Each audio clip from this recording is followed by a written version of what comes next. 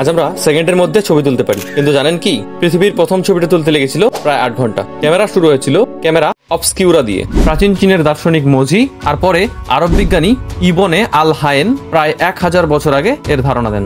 তারপর 1826 সালে ফ্রান্সের জোসেফ নিসেফোর নিয়েন্স প্রথম স্থায়ীভাবে ছবি তুললেন। ছবিটির নাম ছিল view from the window at লে গ্রাস, আর সেই ছবি তুলতে লেগেছিল প্রায় 8 ঘন্টা। 1839 সালে লুই দাগুয়ের আবিষ্কার করেন দাগুয়েরোটাইপ ক্যামেরা, যেটা ছিল প্রথম বাণিজ্যিকভাবে সফল ক্যামেরা। এরপর 1888 সালে আমেরিকার জর্জ ইস্টম্যান তৈরি করেন কোডাক রোল ফিল্ম ক্যামেরা। 1936 সালে জার্মানির ইহাগি এক্সাকটা নামে প্রথম এসএলআর ক্যামেরা বাজারে আসে। এরপর 1975 সালে স্টিফেন সেশন তৈরি করেন বিশ্বের প্রথম ডিজিটাল ক্যামেরা। আর আজ আমরা ব্যবহার করছি ডিএসএলআর, মিররলেস আর স্মার্টফোন ক্যামেরা, যেগুলো দিয়ে মুহূর্তের মধ্যেই 1000 ছবি তোলা সম্ভব। ভাবুন তো, 8 ঘন্টায় একটা ছবি থেকে আজকে সেকেন্ডে 1000 ছবি। কোনটা আপনাকে সবচেয়ে বেশি অবাক করেছে, প্রাচীন ক্যামেরা নাকি আজকের স্মার্টফোন? কমেন্টে লিখে জানান।